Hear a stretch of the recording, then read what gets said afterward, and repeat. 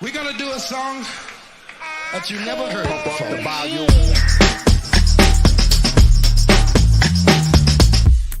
Here they come and get wicked.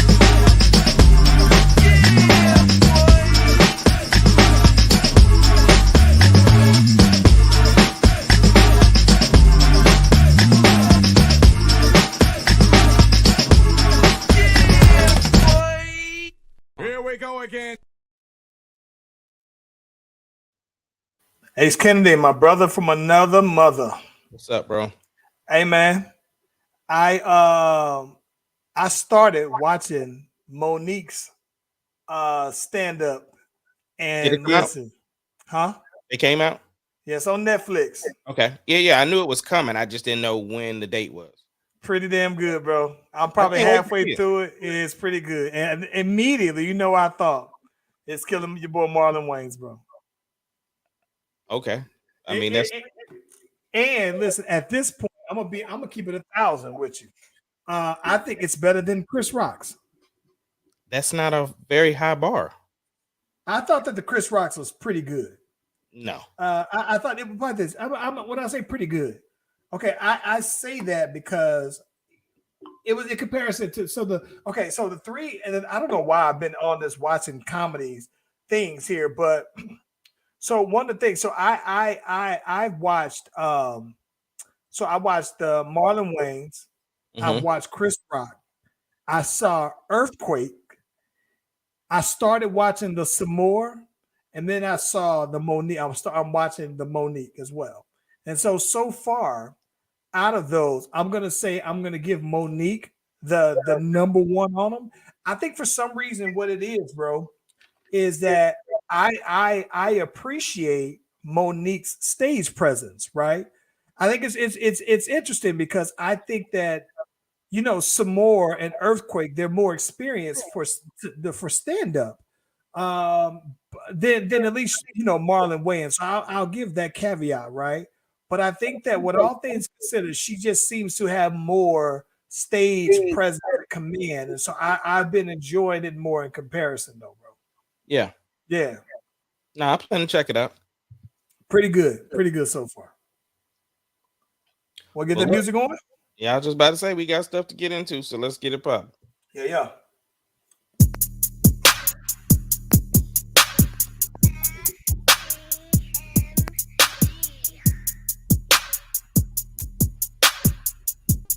It doesn't matter what your name is. Slash Brothers Podcast, the greatest podcast of all time. The Slash Brothers Podcast, the greatest podcast. If you of all time. smell what the rock.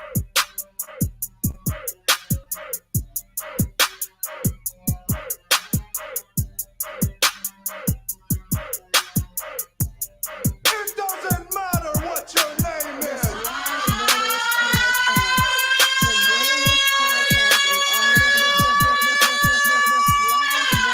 all time. The greatest podcast of all time. Listen, if you haven't already, be sure to like and subscribe to the Slash Brothers YouTube and Facebook pages. We are live on both platforms at the same time. Whenever you click on the bell, the notification, you get the heads up whenever your boy's name is doing a thing. Ace Kennedy. And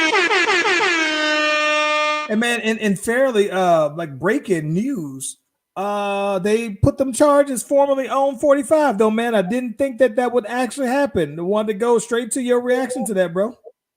Not surprised. I mean, he kind of prepped us for it, told us it was coming down the pipe. So, you know, it's one of them things like it's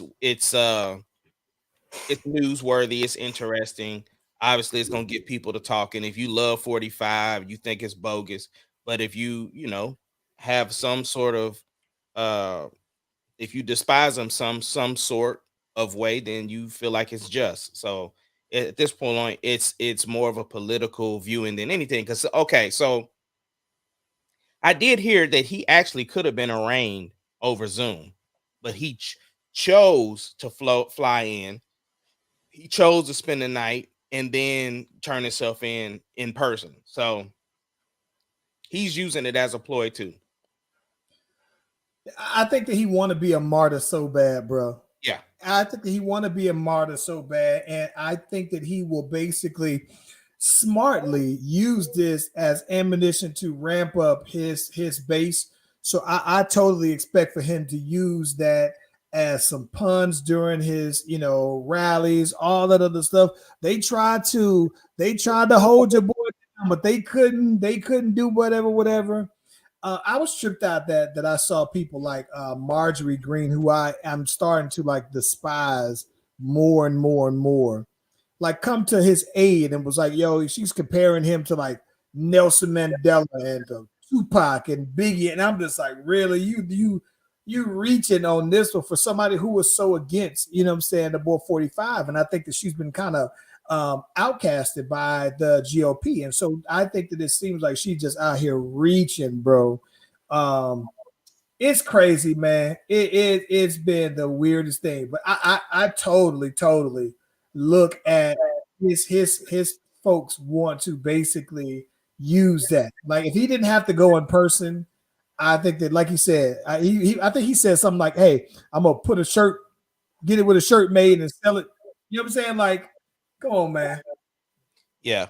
It's unfortunate, bro. I mean, but at the same time, he trying to go to trial with it.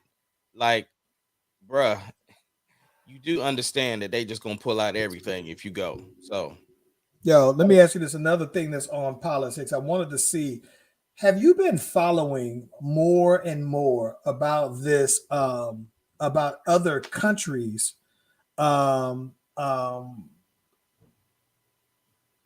alluding to possibly joining BRICS for their currency? I did hear something about that.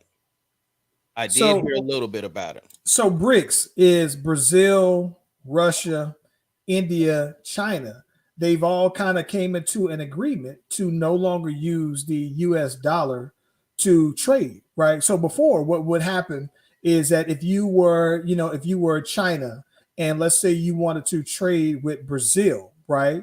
Then you had to go and do your exchange for your, dollars, your Chinese currency, convert that to US dollars, buy your Brazil would basically have to, basically convert their dollars to US to accept the Chinese money, basically. And so that basically means that now, they no longer have to convert. So if they want to buy and trade oil with each other, that before you had to buy the I think it was like the petrodollar. You had to buy gas in US dollars, basically, though. And so there's this concern now that when more countries, I think it's also South America who also did it, but there were countries like, Cuba, who already weren't on the greatest of terms with us, but then also countries like Mexico that are also looking into, possibly joining this crew of more and more countries now who are basically turning. Saudi Arabia is another that I was missing, but there are also just these countries who are just, kicking aside the US dollar. And the concern, right, is that they could spin out some hyperinflation over the next couple of days, couple of weeks, basically, though, man. So it should be interesting to see how big of a change or impact that it makes, though, man. But I've been seeing that all on the TikTok waiver wire. Of course. Yo, man, let's talk about the hot topic of the world right now. Let's get into a little bit of this NCAA tournament, man. Let's start with the men. So UConn won. All right, let's move on to the women. Bro, it's popping. What? Let me stop you right there. Because I'm gonna, out of all due respect, I do want to give them their due respect. All right, so people were bored because UConn came into this and they were whipping everybody who they played it. So everybody who they played so far, they beat by 10 points. So coming off the heels of the women's game that we'll get into, everybody was like, yo, how you gonna top that? Right. And they didn't top it. It was basically a butt whipping from start to finish, right? It was one of the first times that no number 1 seed, number 2 seed, or 3 seed had gone to a Final Four. So that was a little interesting. But UConn is a blue blood. It's one of the few, Kentuckys, the Dukes, those guys that have won UCLA's that have won multiple championships. But it was kind of lackluster, right? So, but with all due respect, I think that the reason why I would at least give them their opportunity to shine is because I've been watching a lot of college basketball. I told you before this year I've watched more college basketball than I've watched NBA basketball, and I've specifically been watching more Big 12 and SEC basketball. I haven't watched UConn or Big East or the All-American Conference that they're in, so I really didn't know how good UConn actually was. I knew how bad the conferences were that played against those two conferences that I mentioned. But at the same time, I do want to listen. It was wasn't very exciting. So let's move on. But I still want to at least give them they do. For what? We ain't no sports pundit.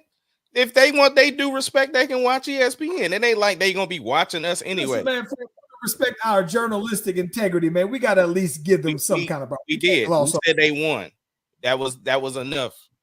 Let's talk about these women's though. Yeah. So shout out to LSU first of all for whooping up on Iowa. And I watched the game too. It was a really good game.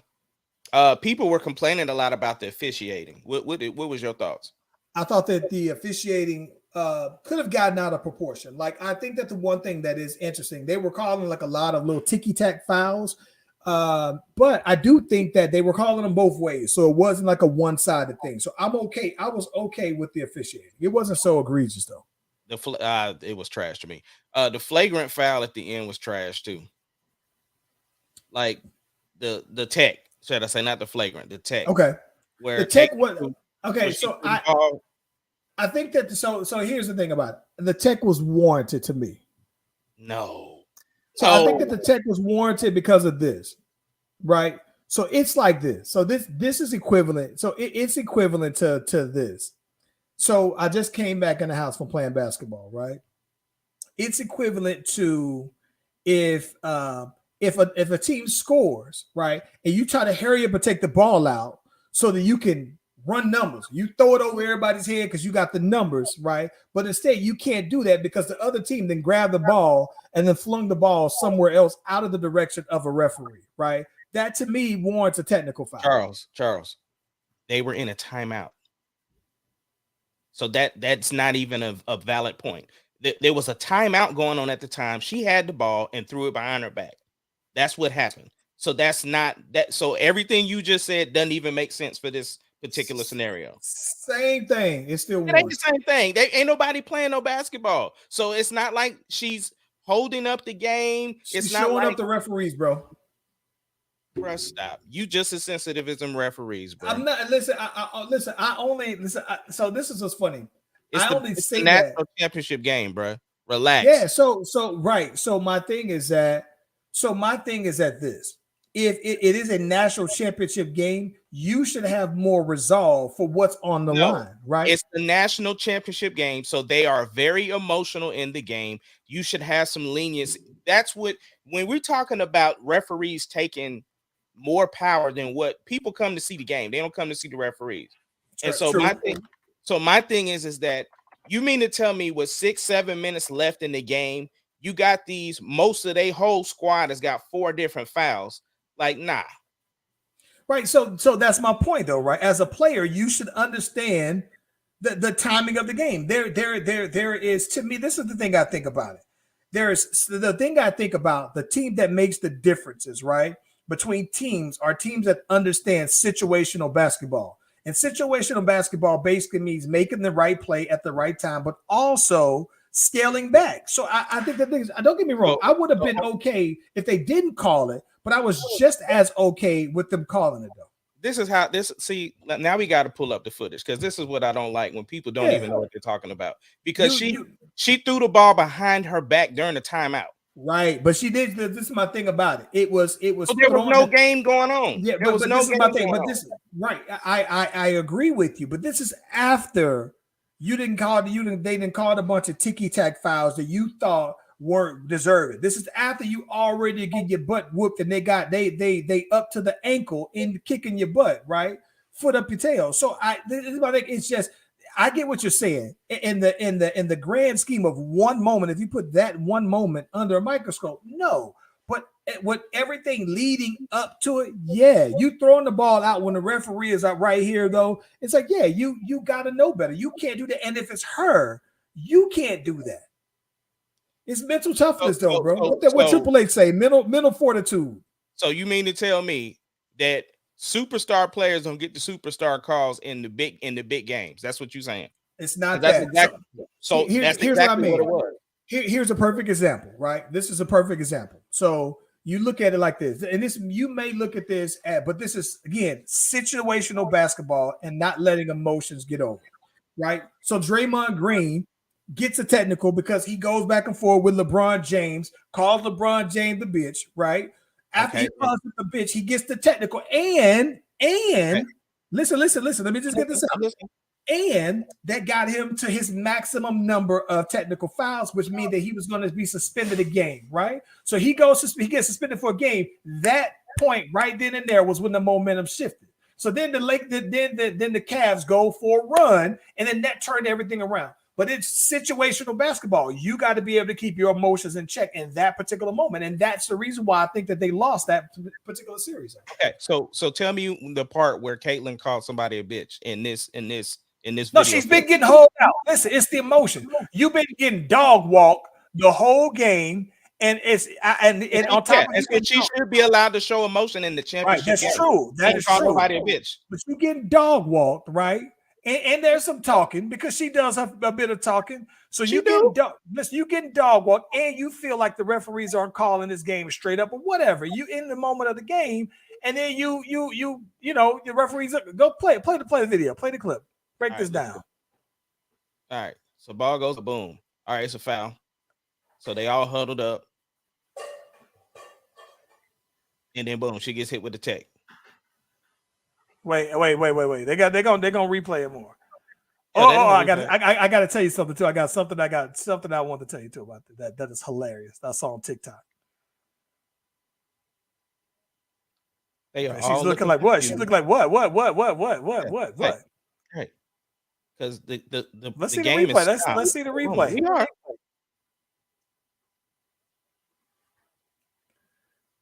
Listen, by the way, there's a girl on TikTok who is a white girl. She's a young gay girl on TikTok. Throws the ball into the stands, bro. Come on, bro. In front of the camera, bro. Man. You know what the referees are, bro. Come on, man. Nah, bro. Let's delay a game at a minimum. Listen, let me tell you this. There is a girl. Little her name is something. But she's a prideful lesbian, right? So she does I didn't realize how entertained I'd be by her niche, right? But her whole thing is she take college coaches, women basketball coaches, and her thing is that are they gay or are they just women coaching basketball? So she'll go through and she'll break down the outfits that they wearing, how they sit, and she was like, "Oh yeah, that's totally gay." Like I could tell by the pants, I could tell how she crouched down. So she says, "All right, in 3 seconds, you got to tell me, is she gay or is she just a straight woman coaching college basketball?" And she's like, 1, 2, 3, and then they be like, "Oh, yeah, she's completely straight." And then they show her, and maybe her husband, whatever. But then when they're gay, she shows them and a picture of their spouse. She does her research, though, bro. So brilliant, bro. So brilliant because she is breaking down. Oh yeah, this is how you know what's gay. This is professional gay when you're wearing the blazer and you're blah blah blah blah blah. Yeah, brilliant thing on TikTok, bro. Absolutely brilliant. Yeah. Overall, though, bro, I will say before we get into the actual controversy of the game, this game was great for college basketball. It was great for women's basketball. It was great for the anticipation of what is to come for the WNBA. Regardless of where you are at with the controversy, with the game, with the referees, or with anything, the fact that people are having conversations about these young women is super dope to me. So I'm gonna be honest with you, bro. Because I've watched more basketball, women's basketball included. So I started. You know what's funny? I watched more basketball since Asia Wilson. So let me tell you. So I always thought right that UConn, Stanford, Notre Dame were the regulars, Louisville to some point, right? So it was almost like a foregone conclusion that those four teams would get to the Final Four and everything like that. And then it really became a matter of who could be upset. But those teams always had the best recruits. And so it just seemed like it was a foregone conclusion that one of them would get there. So one of the things that I loved is that I've been watching women's basketball specifically and more intentionally since Dawn Staley went to South Carolina, because she went there and established a powerhouse. Like, she went there and she had the Asia Wilson. So when I wanted to see what Dawn was going to do. And then when I saw Asia Wilson, I was like, yo, they dope. And I like that she's established winning culture from scratch, because South Carolina wasn't that. And now they're legitimate. So when this year, I'm watching them plow through teams and I'm loving it, right? Now, the weird part about it is I think that if South Carolina played against LSU, I think that South Carolina would have washed them, because South Carolina washed them by like 20 points. And a girl who was out there doing the ring and doing all that, she wasn't doing none of that against them. So but it does goes to show you that, on any given day, because it's one game to advance, not a series, that anything can happen. So but here's the thing I can say. So you mentioned that it just kind of tells you what WNBA has to look forward to.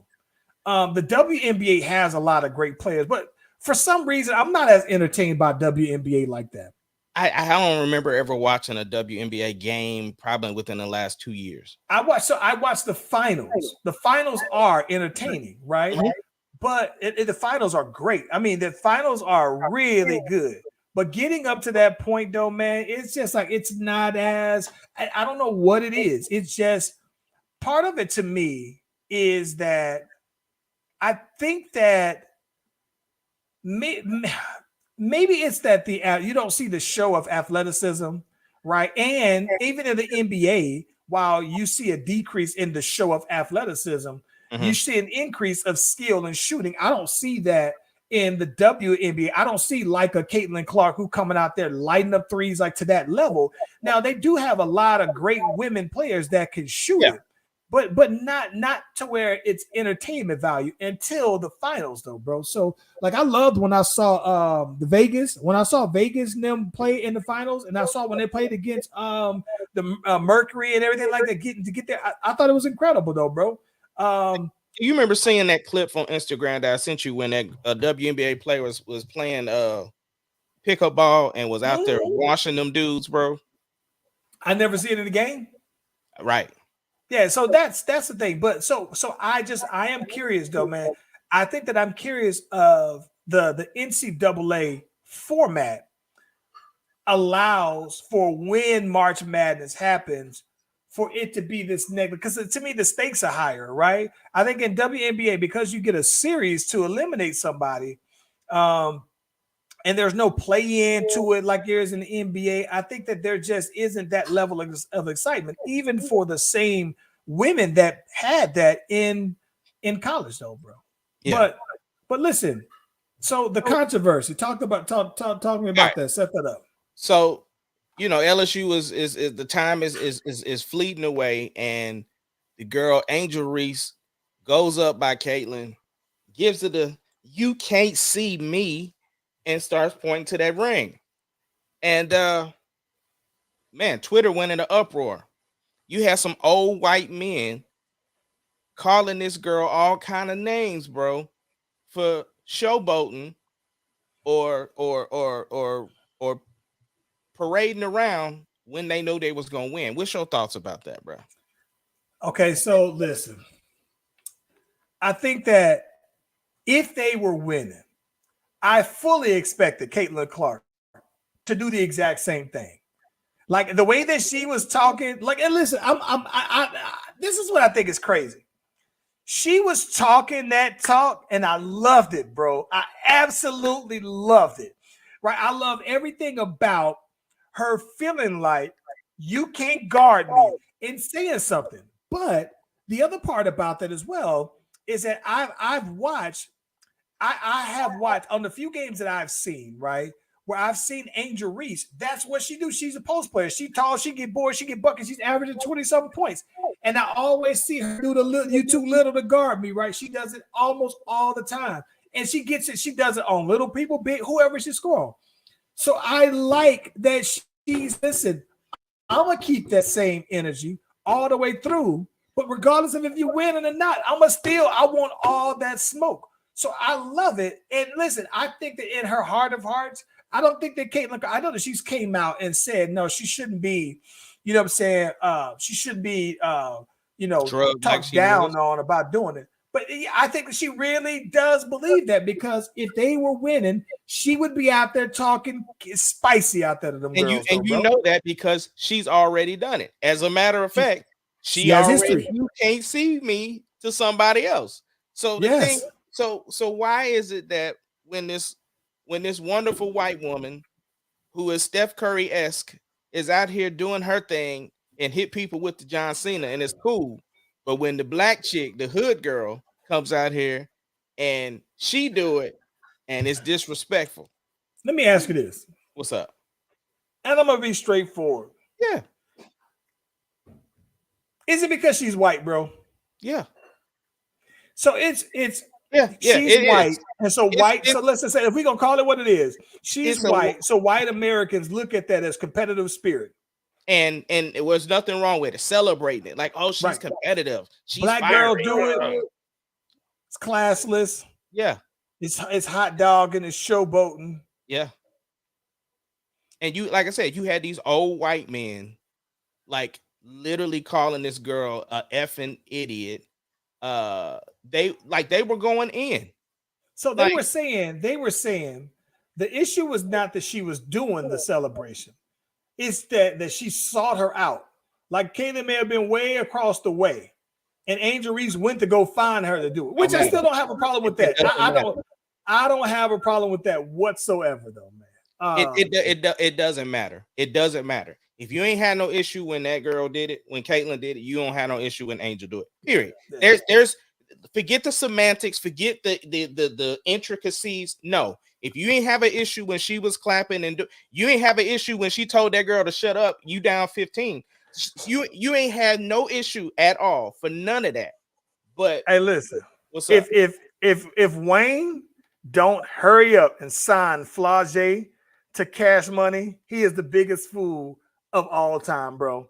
Because let me tell you, bro. So this was funny. I saw this old video of Flau'jae on America's Got Talent, right? I think that before, or maybe she had just signed with LSU, and she can rap, bro. Like she can rap, and she seems very much mainstream. But she on, but no, Flau'jae wasn't on the rap game. No, you talking? She all in. No, you talking about Lotto was on the rap game. No, I think she was on the rap game. I don't think Flau'jae. You gonna make me look at this? Look it up, please. Research department. But listen, but she can. Flau'jae may have been on the rap game. You may have been right. Well, that's why she's the research department. She debuted her talent on season 3 of the rap game at age 13. Thank you. You was right. But she had also went on America's Got Talent and killed this dope Fugees, repeat. So she can rap and sounds very much mainstream. And it just makes sense in Louisiana that Wayne just go ahead and sign her. Boom. He's already co-signed it, but it just makes sense. And let me tell you this. I thought that it was bars on bars on bars that Kim Mulkey said all my exes live in Texas, bro. Fire that she left Baylor because they didn't want to pay her more. She wanted that pay increase. So now, fast forward 2 years, she didn't want a national championship, and she can say, "Oh, my exes now I'm out here with." I thought that was ridiculously smart. Like I think incredibly smart, though, bro. Yeah. It proves that, man. She got the goods.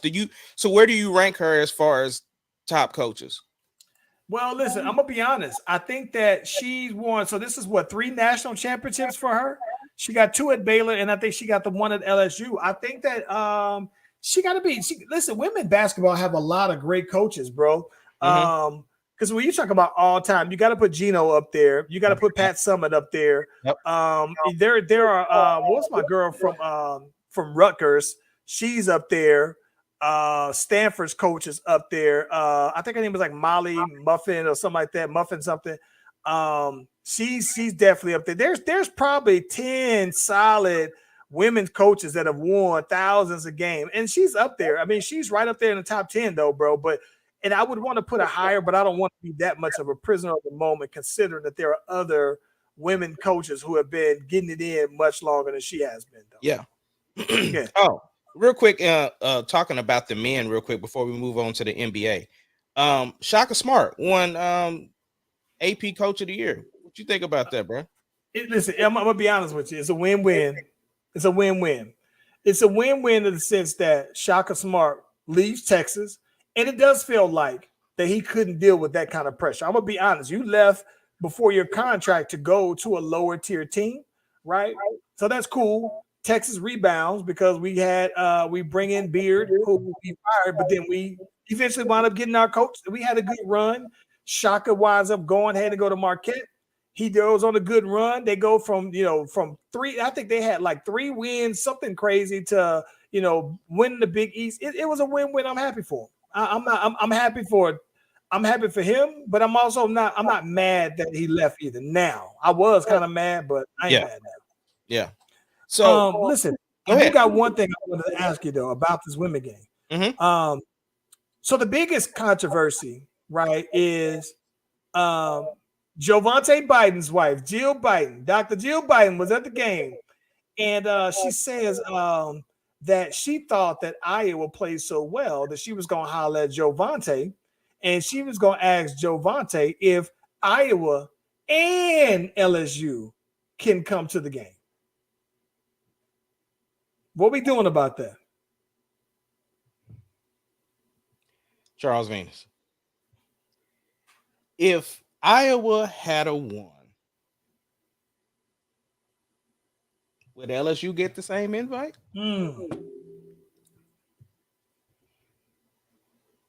I mean, I guess, you can't really say that because obviously, what I'm saying, LSU won. But I just want to know, because see, of course, I was peeping some of the peoples, right? And I hear them talking about the Iowa caucus is coming up. And so it looks good. Oh, absolutely. Right. To bring the darlings on out. You know what I'm saying? But when has this ever been a thing? Now, now, what do you personally feel about it? And I'll tell you what I personally feel about it. Okay. This is me reading in between the lines because this was not said. Yeah. Right? What I think is it is political. I agree with you on that. I don't think that they're going to go ahead, and I don't think that they were going to really seriously invite them. But when she said Iowa played their tail off, what the hell games was you watching? Because I was watching them get dog walked all the way through. What was you talking about? And listen, the optics of this, right? Yeah. The optics of it says LSU has 5 black girls starting. Iowa has 5 white girls starting. Right. You are a older baby boomer, I'm assuming white woman, and you just watched these 5 white girls get dog walked by girls that were called hood, that were called the ratchets, that was called too ghetto, that was called they be out there with the long eyelashes out here. Heavy though, bro. They heavy on the eyelashes out there. Listen, they heavy. I didn't see anybody out there, hardly, with real eyelashes out there. But with that being said, you didn't watch 5 girls that look like your daughters and them get dog walked. And so now you're saying, well, you know what? Politically, maybe you want to throw them a sympathy bone, right? But even with that, again, you saying that they played hard. Don't get me wrong. They played very well to get to that point.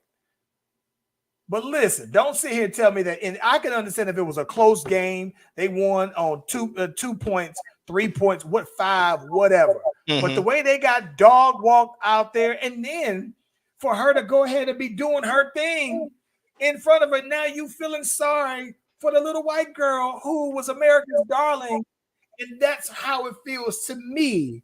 Now, here's my thing about this, though, right? This is Jovante Biden's wife, right? Jovante, it sounds a bit racist, bro. Like, I'm not gonna lie, I don't like to throw the race card out there, bro. Well, this Everything whole thing about- is race generated, though. The whole thing, the whole situation is race. Yes. So, but here, okay. You said everything, and I agree with you 100%. I personally, right? I don't have an issue with them being invited, even going out to the White House, as long as it's not on the same day as the champs. Like, they have their own day. And I understand typically the losers don't go there. And I understand what the perception is going to look like. I get all of that. But at the same token, I'm okay with people getting that experience to go to the White House, meet the president, whatever. I don't have an issue with it. I'm gonna tell you why I have an issue with that, because that's one of the problems that I have with participation trophies. I was right? just about to ask you, don't it feel a little participation trophy-ish? It seems like a participation trophy. You made it there. With all due respect, right? You reward winners for those exceptional moments, right? Here's what we could do, right? You get to meet Kamala Harris in California, but you don't get to come to the White House. Since you came in second place, you go get a visit from number 2, but you don't get to go see number 1 and go to his crib. Or have them come to your spot. If Jill Biden, listen, I can understand if she was an alumni of Iowa and that was her school, you know what I'm saying? Like, but you don't have no association outside of them always being the first, the big caucus state. Like, stop it, bro. Stop the madness. But never have a second place team been invited to come to the White House. Never. Yeah. No, I get Get that. out my face with that, Jovante. Well, it wasn't Jovante, it was Jill. And she out here trying to get past kissing other people. So Oh yeah, listen, that's all about. Oh my gosh, like you out here kissing somebody else's whole husband. You didn't kiss Kamala Harris's husband. You damn near tongue kissed her in front of the whole country. And now you out here, stop it. You doing way too much, man. Way too much. Can you imagine though? If I'm not gonna even lie to you, bro. Can you imagine how much grief Melania would have gotten from us if she would have said that? If she would have said, hey, you know what? I thought Iowa played their heart out. They deserve to win too. Hey, we're gonna go ahead and get. Boy, black people would never. You what? yeah, we wouldn't let her live that down. Never. So I think that Jill Biden deserves the same amount of smoke that we would give Melania, bro.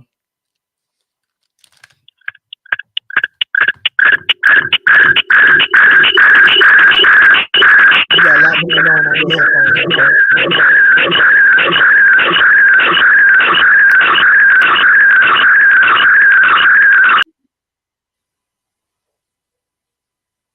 All right. I hear echo. And listen, bro. Your phone look clear as hell.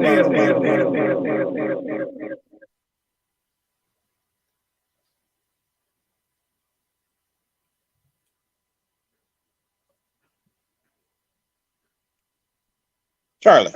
Yeah, All right, there we go. it's still an echo. It shouldn't be echoing now. All right, now that you dropped off though, the other one, yeah. Yeah, my doggone computer died, bro. Hey, let me ask you this. Yeah. I think that one of the things I'm curious is we're talking about NBA since we're talking about basketball, right? In basketball, it looks like the Lakers are closing in on making at least making the play-in tournament, right? Mm-hmm. And I think that one of the concerns that everybody had is that, you know, when you're that play-in team, that means that in the first round you could potentially go against the Phoenix Suns, right? With a completely healthy Kevin Garnett, right? Kevin Durant. Kevin Durant. God, they was with Kevin Garnett. So Kevin Durant, right? So it's surprising to me because I thought that they was washed, but ever since they traded Russ, I mean, they've been on the up and up. And the flip side of that is that ever since Russ has been on the Clippers, they've had a losing record. Not to say that it's coincidental. But Wait. Clippers have had a losing record since they've had Russ. No, they haven't. Yeah. Bro, they lost the first 5 games with Russ and only have lost a couple since then. Yeah, they're like 5-3.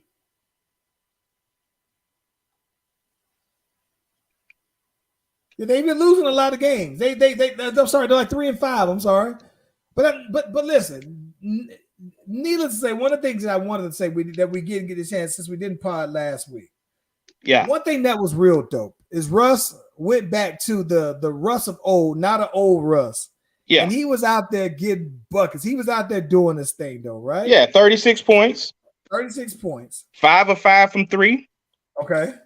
Yeah, killing it. Doing everything that everybody said that they had a problem with, right? Right. But the flip side to that is that, listen, I didn't see this same level of congratulations or the applause like you would when he wasn't though, bro. Of course not. Of course not. As a matter of fact, this is what made me so mad, right? So I always kind of just want to hear Skip and Shannon, right? And what I start calling him now? I ain't calling him Skip no more. Flip, what's his last name? Bayless? Yeah. Flip Payless. Flip Payless. That's his new nickname. So yeah, when I watched Flip and Shannon, bro, they couldn't even get this man. They gave him such a backhanded compliment talking about, yeah, but he had one game, but that's just it. Like, this ain't gonna be the normal. Like, just couldn't even give him, my dude, his just due. They still had to get a backhanded compliment. Right. So in that game, right, he had 36 points. Mm-hmm. He had 10 assists, 4 rebounds, 2 blocks, right? Only 2 turnovers that game. So with all things considered, you got a 5-to-1 assist to turnover ratio.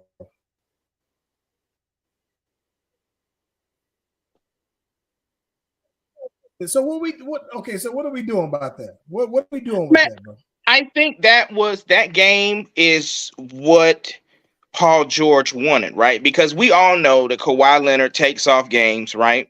We didn't know that PG was going to be out like this. So to be able to, down the stretch, obviously it's getting, to the wire. They're obviously going to make the playoffs. You needed him because your stars are out. You know what I'm saying? That particular game, there was no PG, there was no Kawhi, and Russ was the old Russ, right? From like the Thunder days of being able to penetrate and kick out. You know what I'm saying? Even so, what's his name that came from Houston? He went 7 for 7 from 3. You know what I'm saying? And that dribble pen. I mean, Russ had better numbers that night than John Morant, and I thought that was dope. Like, look, you might be a young man. This might be you might be taking over the league, but he still got juice, man. If anything, it made teams, people going, the mainstream media is still going to feel the way they feel about Russ, right? But at the same time, it should at least have generated some interest. It's not like John Wall, right, who is pretty much out of the league. It's not like, whose team is John Wall on now? Bro, he got traded back to the Rockets, and them boys cut him again. Yeah, so who is he? He just out on the streets, huh? He's just out, bro. He out there with Melo, bro. Him and Melo probably need to start them a big 3 team, bro. Jeez. Him, Tristan He Thompson, just Melo. he went AWOL too, boy. Yeah, no pun intended. Yeah, so I'm So, looking yeah. here, and with all things considered, though, man, Russ has had he's had some very high assist games. So, like, Yeah. he played the other day, and he had 10 assists. He had 1 turnover. This was on Saturday, right? They had a Okay. loss. Russ played pretty good on that one. Then they had he had on back-to-back games against Memphis. One game I think he had the 36. He had the 10 assists in that game, but then followed that up with a next game. He only had 4 points. He had 11 assists, but he had the 5 turnovers on that one. But he's had a lot of double-digit turnover games, though, bro. I mean, double-digit assist games. And you gotta keep in mind too, it's very difficult to beat a team back to back like that too. You know what I'm saying? They played Memphis twice. So it's one of those things like you playing a team back to back. I'm not mad at that. But let me ask you this though. Based upon how he played, do you think that Clippers would consider re-signing him next year? I'm gonna be honest with you. I think it's going to depend on what Russ does in the playoffs for them. Yeah. Right. So I think that if like this, I think that if Russ goes out there and he has a 11, 12 assist game with 1 to 2 turnovers max, right? I think that, you at least look to give him a year contract, right? Because here's my thing. He's getting up there in age to where you can't give him a long-term contract, right? But I think that you could work out something to re-sign him. It could be short, it could be 1 to 2 years player option. Yeah. I can see that. I think that what they'll want to do is I think that they'll want to have him go on a year contract under their system the whole entire time and then go from there. Yeah, I mean, I think that just for the fact that you know that Russ, if Russ ain't hurt, Russ is playing, and that's pretty rare. Yeah, I think that it's just interesting though, man. I think that like I said, I think that Russ still got it. It's just like, how much do you need from him? The only issue that I always have is that at the end of the day, Russ doing Russ has not led to winning championships. And I'm very much of that whole ring culture. Like, it means something to me, right? In the grand scheme, I told you when we talk about that GOAT list, rings matter when you're in that level of conversation to me. Now, it's not everything, but it's heavily weighted. And I think that Russ, in terms of the greats, I think that it's just one of those things where his style hasn't led for championship level play. But here's the thing, though, Charles. There's a lot of players that play like themselves that hasn't led to championships.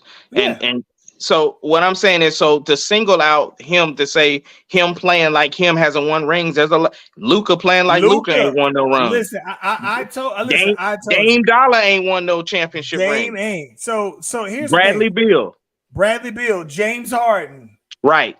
Yeah, So there's this batch. So this is my thing about it. To me, right, there's this batch of guys there's a batch of maybe 10 to 15 guys that I think are either Hall of Famers or are borderline Hall of Famers, that I just think that how they've played in the NBA, and regardless of how elite of a skilled person they are, it just hasn't led to championships. And you're right, it's not just Russ.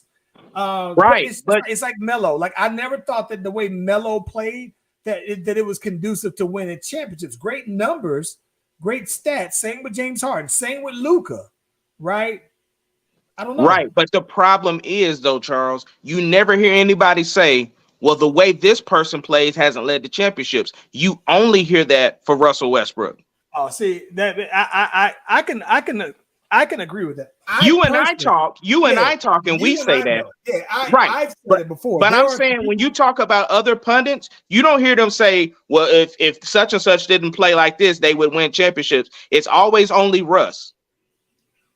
you know what? I think that part of it has to do with the fact that it's going to be primarily based off of the guy, right? The guy that has the ball, the predominantly of the game, right? Okay. Predominantly, right? So- Again, we mentioned Luka, we mentioned Dame. Those are other two ball dominant Right. guys. So what I'm saying is, again, you and I have had that conversation, but you don't hear them on Sports Center or on First Take or on any of these shows talking about, well, Dame need to change it. All they say is Dame need to change teams. They don't never say the way this person plays, it needs to change, or it's not going to convert into championships. Listen, and that's what makes us the Slash Brothers podcast. Yeah, 100%. But like I Well, said, go ahead.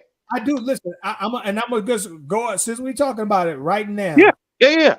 Go out on the record and say that as long as Luka plays the way Luka plays, he'll never win a championship. Speaking of which, Dallas is they're in 11th place right now, which is right behind the Thunder. So obviously, From 4th place to 11th. And I don't think it's Kyrie. I don't think it's Kyrie. I don't either.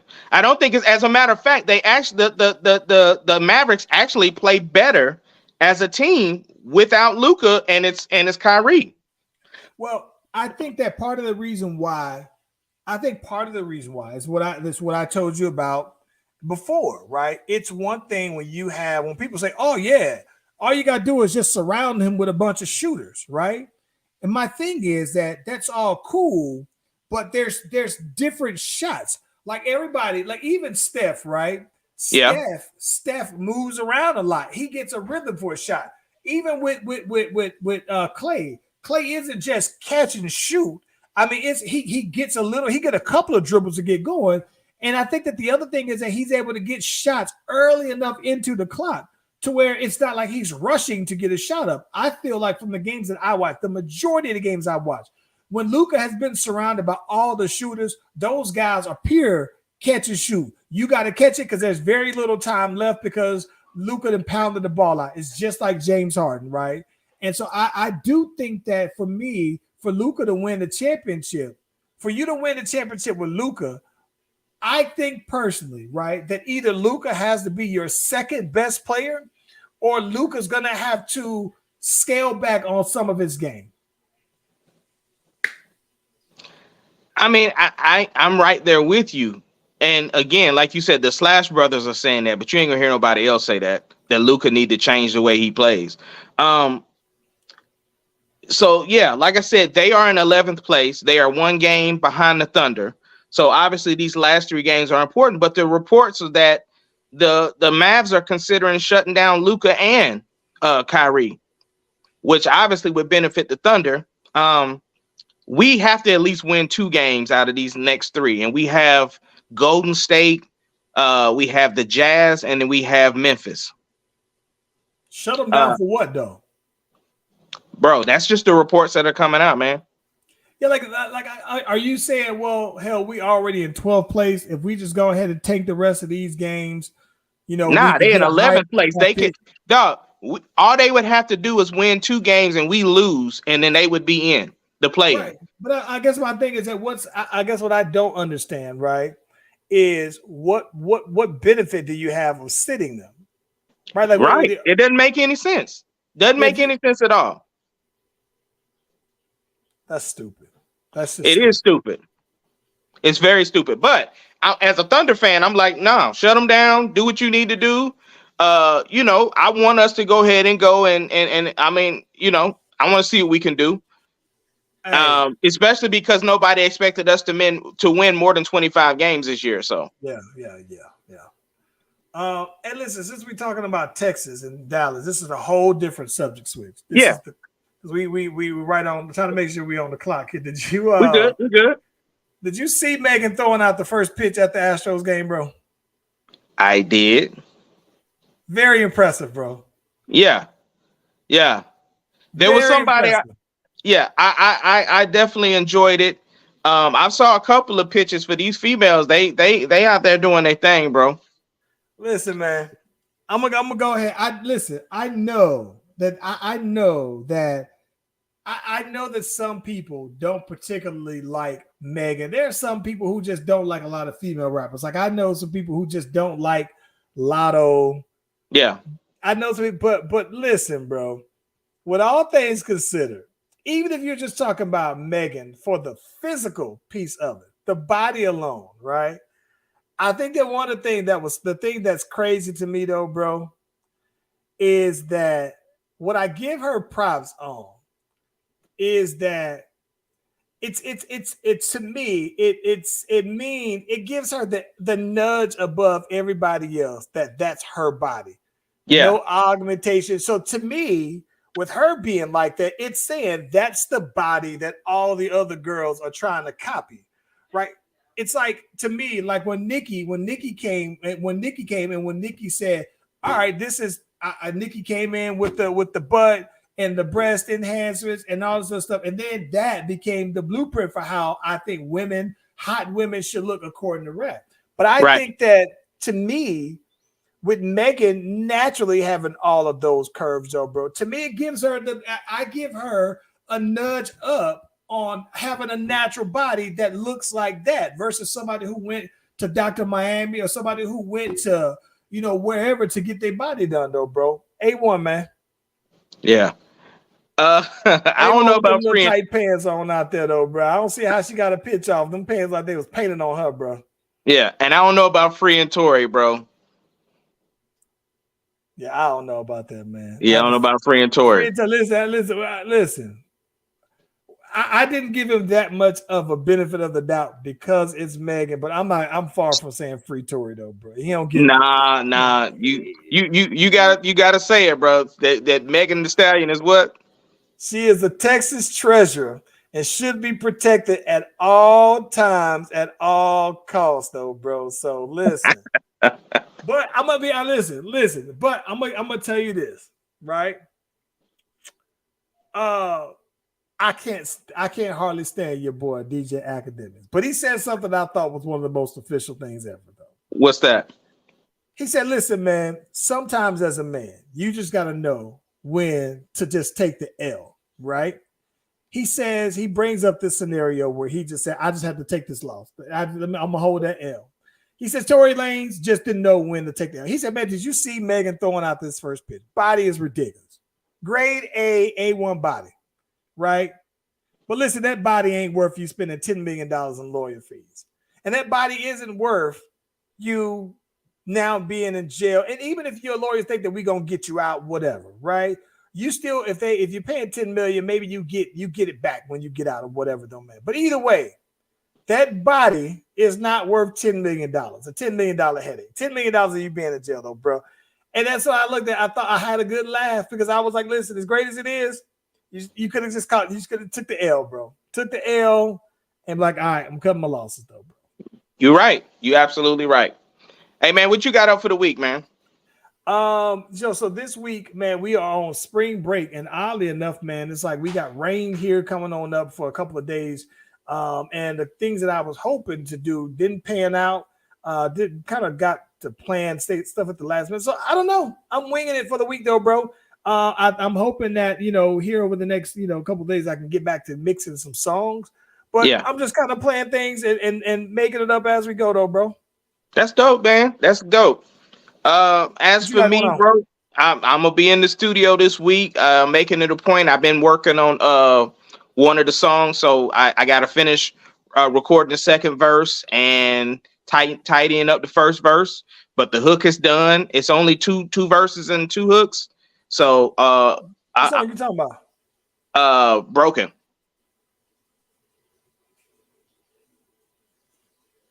Doesn't sound familiar. It's very familiar. You wrote the second verse, bro. Nah. Broken. You didn't go and. No, it doesn't sound. Oh my gosh, you wrote the second verse. I even got your. Anyway, I'm gonna be in the studio, man. Also, looking. I told you I've been looking to upgrade the camera. So I'm really close to pulling the trigger on that. So I'm gonna get to see the meant to be boys this weekend. And then of course, Easter weekend. So a lot going on over here. Yo, for everybody that tuned in today to the Slash Brothers, we appreciate it. Next on this Friday, man, we gonna get into. We had a young lady talking about it's okay to casually date like 4 or 5 dudes at a time, and then as things get serious, kind of weed them on out. Yeah, so we gonna talk about it, man. I listen, bro. You know what, man? You and I, it's been so long since you or I have been on a dating scene. Yeah. I don't know what that experience is like, but if you talking about the internet dating, but even beyond that, I don't know that if a girl, even though I can appreciate the honesty, we'll talk about that. But yeah, I don't know how I would feel, bro, if I'm single and unless I'm also mingling through candidates and everything like that. If a chick tells me, hey, man, you're just one of several guys that I'm seeing, and if you want to become more serious, you can start to do more in this race, and then that'll get you. I don't know, bro. We'll talk about it Friday, bro. We'll talk about it Friday. Man. Yo, again, man, this is the Slash Brothers. That's my brother, Charlie Venus.